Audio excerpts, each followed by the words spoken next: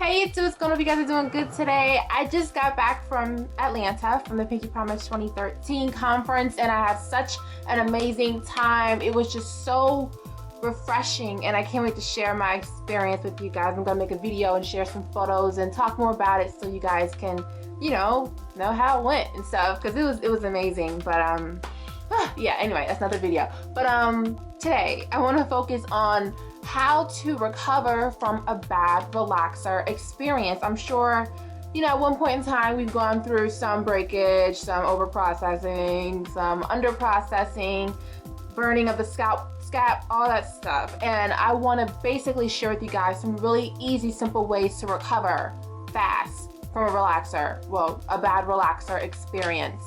And it's something that we don't want to go through, but unfortunately it happens, and it's important to know how to recover from it and get through it the most simplest, effective way possible. So, okay guys, so number one would be breakage, okay? Now that happens a lot, especially after a relaxer.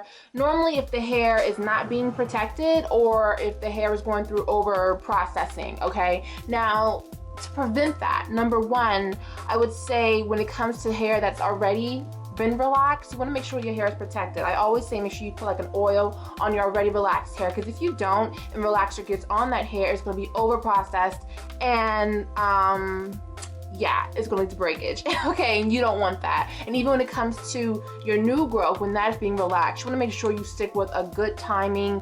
Do the recommended timing that the box relaxer or whatever relaxer that you're using recommends. Don't over exceed that, because if you do, your hair is going to break down even more and it's going to lead to breakage, and you do not want that. Now let's say you have breakage from a relaxer or just in general and you want to basically recover from that. I would number one recommend doing a protein treatment, because what relaxers do is they break down the hair. They take protein from your hair. That's what makes it straight, pretty much. It changes the whole chemical structure of your hair, and you want to make sure that you put that protein back into your hair. That gives it strength. So I would definitely recommend a good protein treatment. Number two, I would recommend sometimes if your breakage is really, really bad to the point that your hair is uneven, get a really good trim or a really good cut from a stylist who is reputable, who can do good trims or good cuts. Don't go just to anywhere, because you might end up with a pixie cut.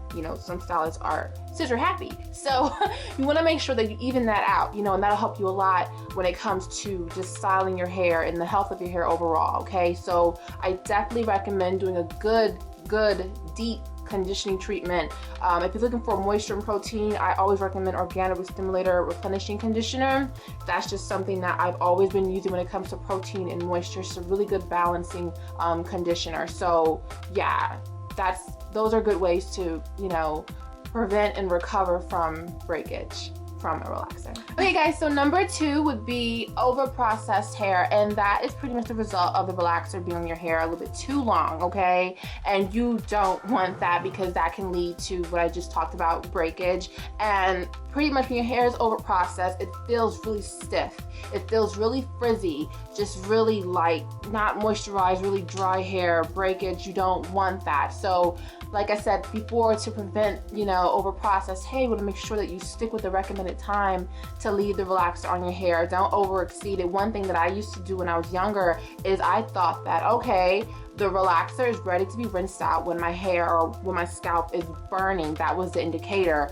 Really, that's like over the indicator. Your scalp shouldn't even get to that point, you know what I'm saying? So you want to be mindful when it comes to the timing that these relaxers, well, these relaxer companies are telling you to stick with, you know what I'm saying? So stay within the recommended time frame. Now, if you have, or if you are going through over-processed hair, do a really good deep conditioning treatment. You want to probably do that maybe once a week to stay, ritually stick with that to help your hair, to nourish your hair. Stay away from heat. If your hair is over-processed and it's damaged from a relaxer, stay away from heat, stay away from flat iron, blow drying for a couple of, I really want to say a couple of months, but I know some people really can't stay from heat that much. But you can try to stay away from heat as much as you possibly can, because you will find out at the end of that time you stay from heat, your hair feels a lot softer and a whole lot more, feels a lot better, because you're not damaging it even further with heat. Direct heat already isn't that great for you. So if you use heat, make sure you use a heat protectant, okay? So,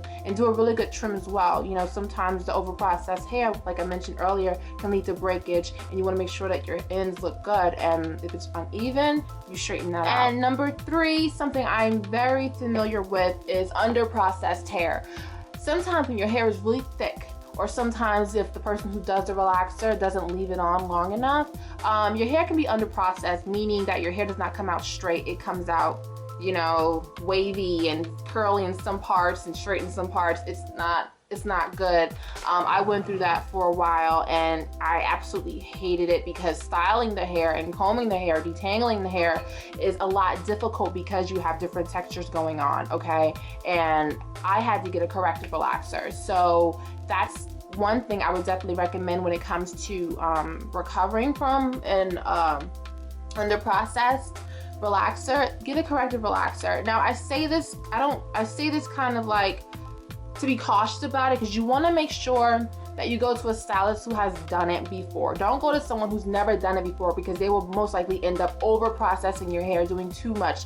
You want to make sure you go to a stylist who knows exactly what they're doing when it comes to doing a corrective relaxer. And a corrective relaxer is pretty much them just applying a relaxer to that hair that's under processed to make it even out with the rest of your hair.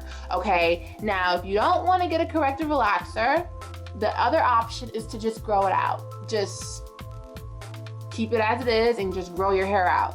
It will take a little bit longer, but hey, it's a lot safer than, you know, risking it with a stylist who might not know what they're doing when it comes to a corrective relaxer, you know? So yeah. Yeah.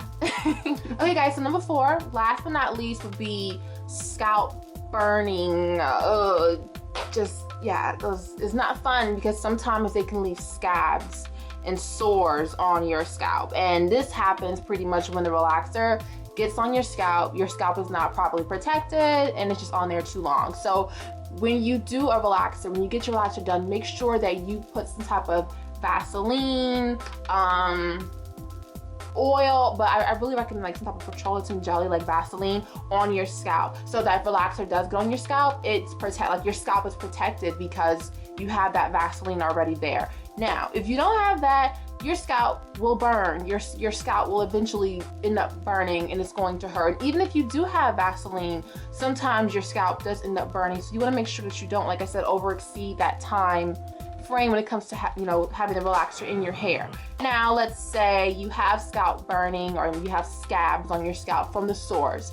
I would recommend using aloe vera gel to help heal the wound, or Neosporin or vitamin E oil, and just leave alone. Don't scratch your scalp. Another way to prevent scalp burns are to not scratch the scalp before you get a relaxer. Don't even wash your hair a few days before you get a relaxer, because that in a sense leaves the scalp rather fresh.